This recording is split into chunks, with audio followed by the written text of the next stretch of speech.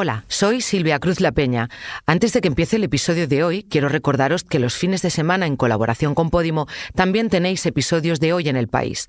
Mañana os ofrecemos un análisis de las noticias más destacadas de la semana y el domingo...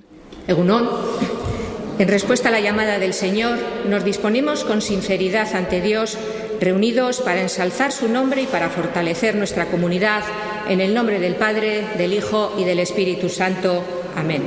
Ya te digo que venían aquí cuando venían... ¿Pero por qué vosotras? Si yo hago muy bien eso. Ellos hacen muy bien la Eucaristía. Para limpiar nos ofrecían, ¿no? No, pero para celebrar la Eucaristía. Había gente y sigue habiendo gente que no nos acepta porque le da repelús ver allí a la mujer. Los curas, pues sí que nos tienen un poco. Yo creo que tienen miedo al cambio, a que cambien las cosas. Ahora sí, os dejo con el episodio de hoy. La amenaza rusa, la guerra en Europa, son posibilidades para algunos líderes europeos. Desconfían de Putin, que este fin de semana casi seguro volverá a ser elegido presidente de Rusia y que tiene armas nucleares. Y temen una posible victoria de Trump en Estados Unidos, que ya ha dicho que no piensa proteger a los europeos si estalla un conflicto. Así que Bruselas va a lanzar una nueva estrategia de defensa para conseguir una industria fuerte. Pero esto supone un giro, pasar de ser un continente de paz a rearmarse para mantenerla. Soy Ana Fuentes. Hoy en El País, elecciones en Rusia. ¿Amenaza para Europa?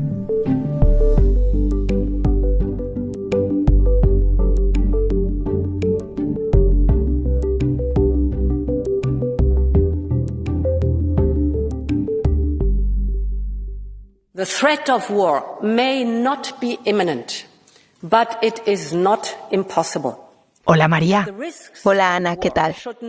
María Sauquillo es la jefa de la delegación del País en Bruselas. Estamos escuchando a la presidenta de la Comisión Europea, Ursula von der Leyen, hablando de la posibilidad de una guerra en Europa. Dice que no es algo inminente, que Rusia inicie una guerra, pero que ya es hora de hablar de ello. ¿Cómo de preocupados están por allí? Pues la preocupación por la amenaza rusa ha vuelto y con mucha fuerza a la agenda de los líderes. Es algo que se comenta a los corrillos, que se huele, que se palpa. Hace unos días, ¿no? Por ejemplo, el primer ministro polaco Donald Tusk también lanzó otra de esas alarmas. Dijo, dijo, los tiempos de maravillosa calma se han terminado. Vivimos en un tiempo nuevo, en una era de preguerra. ¡Wow! Sí, es duro, ¿eh? Y hay más. En Suecia, por ejemplo, el gobierno ha pedido a la ciudadanía que se preparen mentalmente para todos los escenarios, incluido pues el de una guerra. Y en Bélgica se ha llegado a hablar, por ejemplo, de volver al sistema de reservistas. En Alemania y Dinamarca, por ejemplo, creen que la situación ha cambiado un poco desde hace unos meses y que Rusia podría atacar a un país europeo de la OTAN de aquí a 3 o 5 años para probar un poco ese compromiso de seguridad común de la Alianza Atlántica de que si atacan a uno, atacan a todos. De 3 a 5 años, o sea que se aventuran incluso a poner plazo. Ponen ese plazo, algunos lo dan un poco más elevado y hablan de 10 años, pero hay que tener en cuenta que debajo de todo esto está la situación en Ucrania, que es muy difícil. Allí, pues, el país invadido por Rusia está afrontando este año decisivo para su supervivencia, con una carencia de munición tremenda y con una carencia muy importante de armamento. La Unión Europea no le ha suministrado todo lo que le había prometido y además aún están esperando los fondos que Estados Unidos tiene congelados y que había prometido a Ucrania. Y a todo eso y a las andanadas que emite la órbita del Kremlin contra algunos países de la UE, se añade otra enorme preocupación en Europa, que es perder el paraguas de seguridad de Estados Unidos si Donald Trump vuelve a desembarcar en la Casa Blanca tras las elecciones de noviembre. Claro, es que no nos podemos olvidar de que Trump, además de que ha criticado pues muy duramente la postura de Joe Biden sobre Ucrania, siempre se ha mostrado mucho más cercano a Putin que al presidente ucranio Zelensky.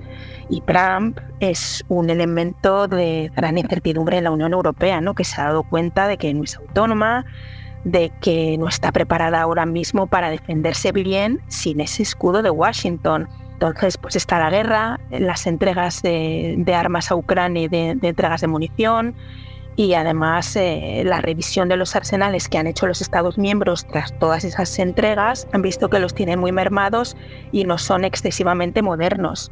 Mientras tanto, están mirando a Estados Unidos para ver lo que pasa, y todo esto lo que ha hecho la Unión Europea es impulsarle a lanzar una nueva estrategia de defensa.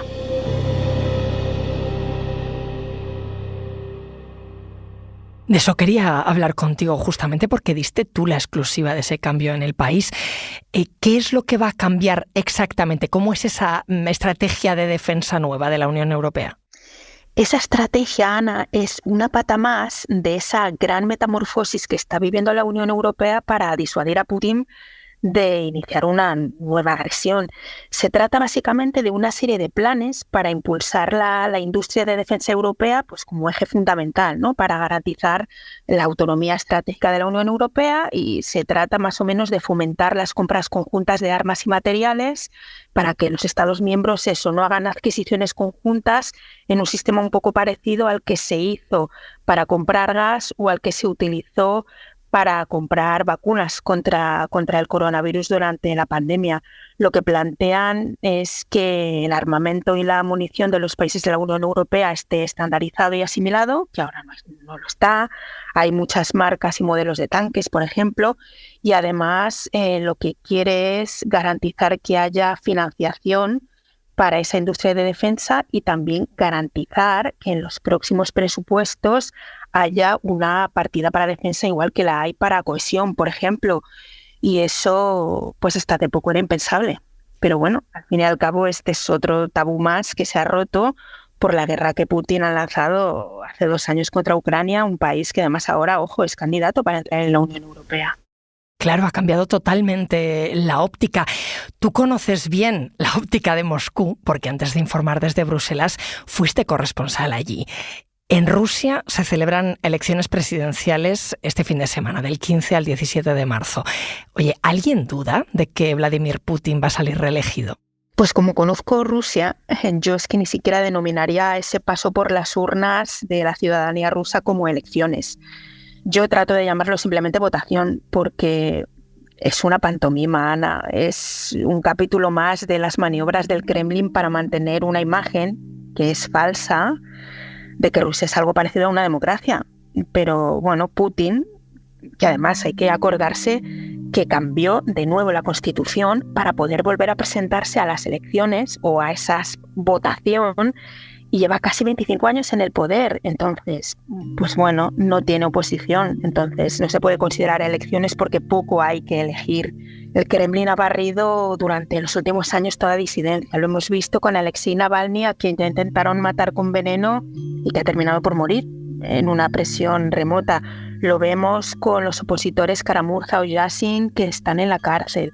Y lo hemos podido constatar hace pocas semanas, cuando las autoridades rusas han impedido básicamente postularse como candidato a un político mucho menos conocido, pero que había logrado aglutinar a decenas de miles de firmas con un discurso contra la guerra de Ucrania.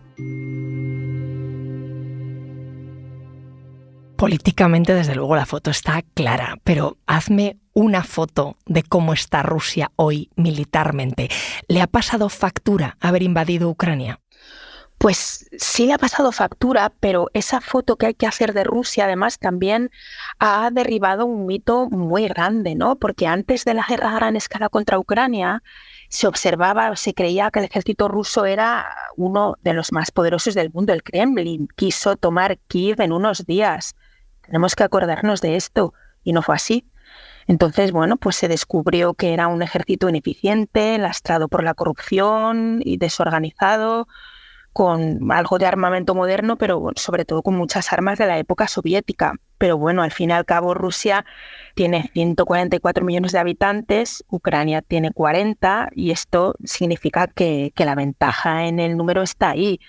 Y además hay otro ingrediente importante, y es que mientras Ucrania lanzaba la contraofensiva que fracasó el pasado otoño y ha seguido pidiendo ayuda a sus aliados para que le envíen armas potentes y munición con más o menos éxito, Rusia lo que ha hecho es aprovechar todo ese tiempo para poner todo el esfuerzo en su industria de defensa y ha puesto su economía en estado de guerra y está centrada a la producción de armamento y de munición a todo ritmo. Y además Rusia cuenta con la ayuda de Irán y de Corea del Norte, que le están suministrando no solo drones, sino también misiles, como indican los informes de inteligencia. Y además, y esto ha jugado un papel clave desde el inicio de la guerra en los aliados, porque, claro, tienen miedo a una escalada, y es que Rusia tiene armas nucleares, Ana.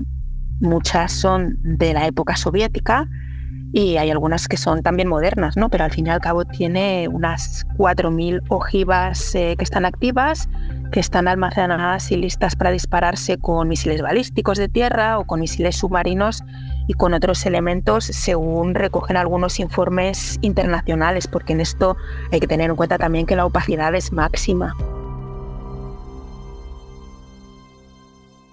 Nous devons tous être conscients que cette guerre nous touche et on n'a jamais envie de voir les choses telles qu'elles sont.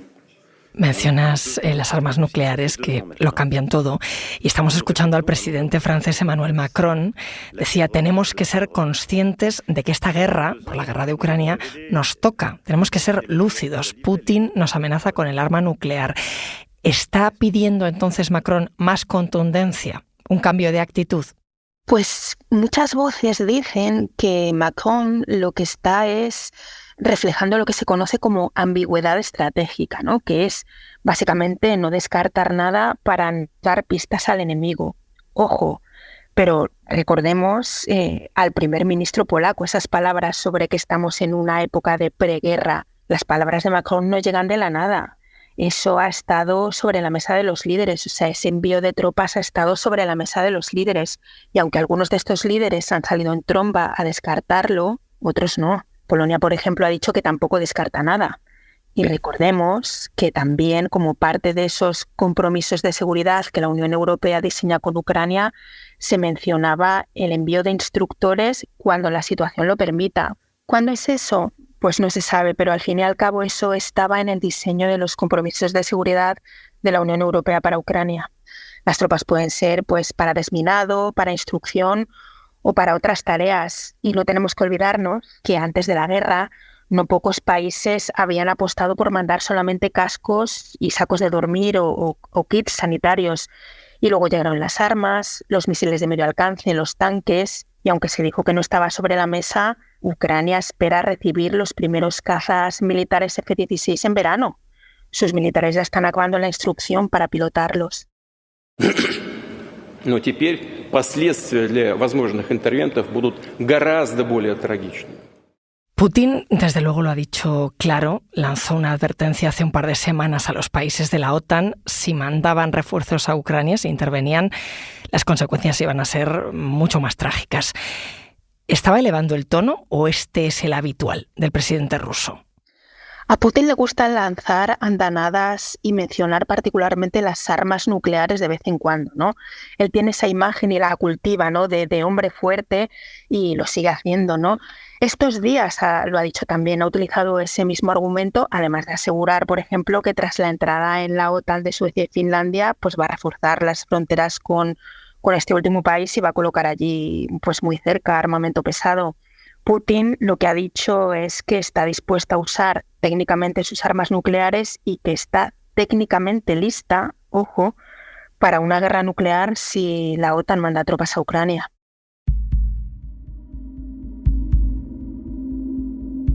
Sobre todo esto, tú escribiste hace poco un artículo, lo firmabas con Andrea Ricci, corresponsal del País sobre Asuntos Globales, y lo titulasteis Europa se pone en pie de guerra.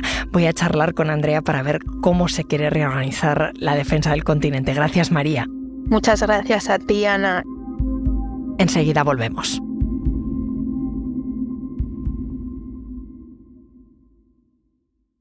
A medio camino entre secta, mafia... Y si lo llamamos de otra manera, lo llamamos de otra manera, pero el objetivo de Dios, patria...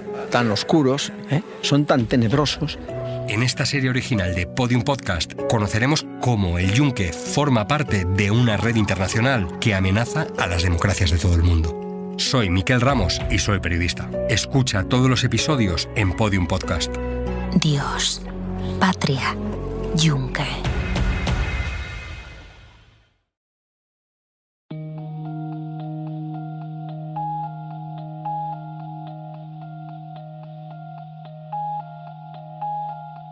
Andrea, ¿cómo estás? Muy bien, gracias. Encantado de estar aquí contigo.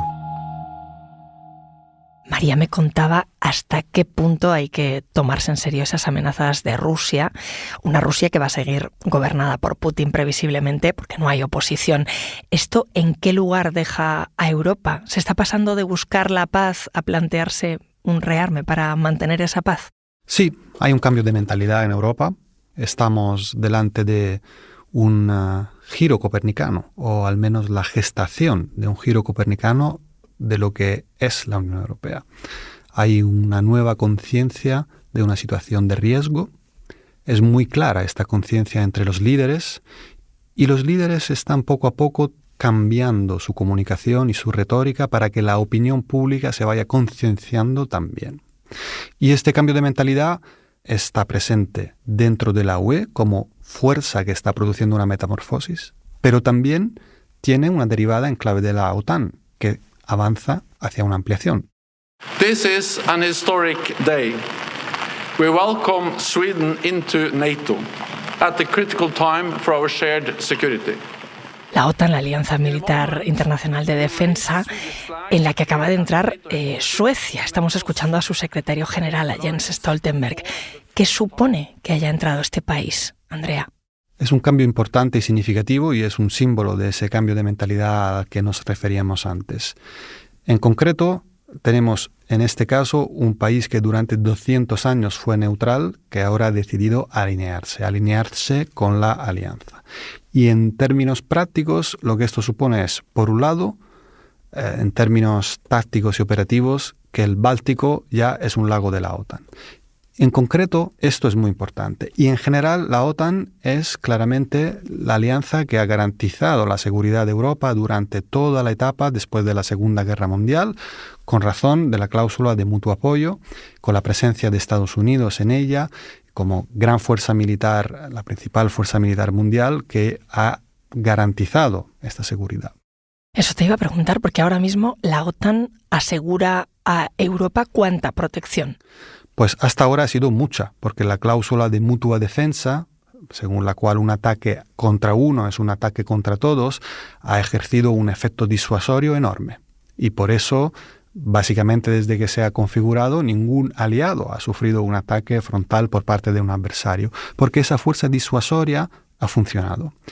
Pero esto puede cambiar si ganase Trump, porque Trump ha manifestado de forma explícita que su compromiso con la OTAN y con sus reglas es como mínimo relativo, y por tanto esa fuerza disuasoria que ejercía el estar todos juntos pues puede deteriorarse de forma muy rápida.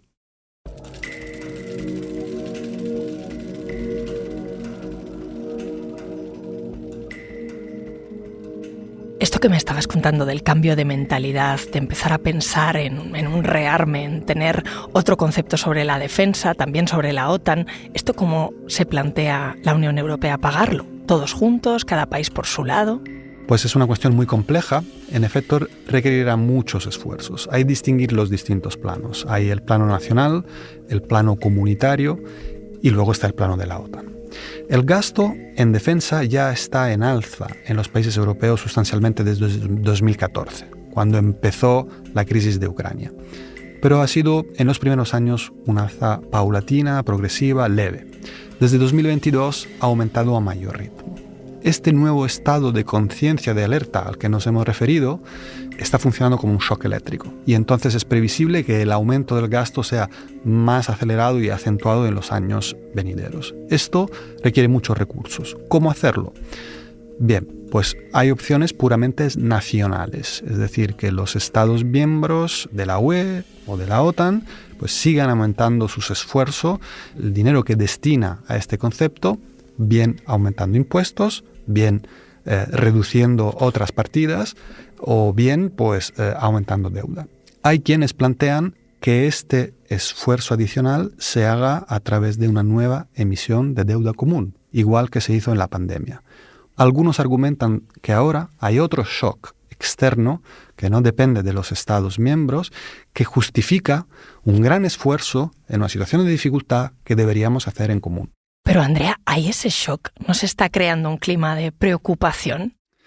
Se está creando un clima de preocupación y creo que hay una intención de empezar a hablar más claro por parte de los líderes políticos por eso, para tratar de hacer entender exactamente a la opinión pública dónde estamos. El riesgo existe, no es alto, no es inminente, pero el riesgo existe porque hemos visto que Rusia se ha demostrado más resiliente de lo que pensábamos algunos después de las dificultades grandes de la primera fase de la invasión. Ha recibido apoyo político y económico de China, apoyo militar de Irán y de Corea del Norte y ha orientado su economía hacia un auténtico estado de guerra. Y ha logrado sortear las dificultades. Está allí e incluso cosecha algunos avances territoriales, pequeños pero significativos. Esto es un dato. Y el otro es el riesgo desde el otro lado del Atlántico de que Trump gane y altere esa ecuación disuasoria que ha sido la piedra de toque de la seguridad europea durante muchas décadas. Por tanto, pues estamos en una conjunción en la que no hay que ser catastrofistas. No hay que abandonarse a temores exagerados, pero hay que tomar conciencia de que las cosas pueden empeorar y que, por lo tanto, es preciso prepararse y disuadir problemas mayores a través de una mayor preparación. Al final me estás hablando de una Unión Europea que se va transformando en otra. Y en estos procesos siempre alguien sale ganando. Aquí, ¿quién sale ganando? Así es, se va transformando en otra y el concepto que hay que tener en la cabeza es el de autonomía estratégica. Por tanto, la pregunta de quién sale ganando, yo creo que probablemente la respuesta es las industrias que tienen que ver con la autonomía estratégica. Que atención, no es solo la defensa, por supuesto será parte importante, producir armamento, pero también aquellas que sean proveedoras de productos o servicios estratégicos, como microchips de alta gama u otras tecnologías clave. ¿Pero esto es necesario? ¿No vamos a desviar recursos importantes para otras cosas, a defensa? Es una pregunta que se hace mucho y es una pregunta fundamental, por supuesto. Para responder a ella, desde luego, hay que tener en cuenta a quién tenemos enfrente. Quien tenemos enfrente es un líder autoritario, Vladimir Putin, que probablemente saldrá reelegido en las elecciones de este fin de semana en Rusia y que ha demostrado no tener ningún tipo de contemplación en recurrir a la violencia más brutal para avanzar en el logro de sus objetivos. A la vez, hay que tener en cuenta que Europa se halla en una situación de fragilidad. Su capacidad de defensa es limitada. Y Trump, por el otro, no dispuesto a garantizar nuestra seguridad como los anteriores presidentes de Estados Unidos. Gracias, Andrea. Un placer.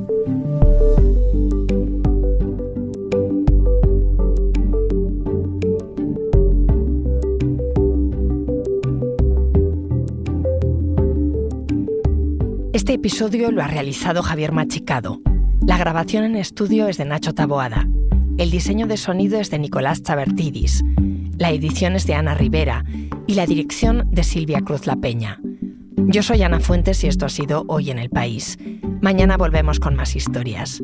Gracias por escuchar.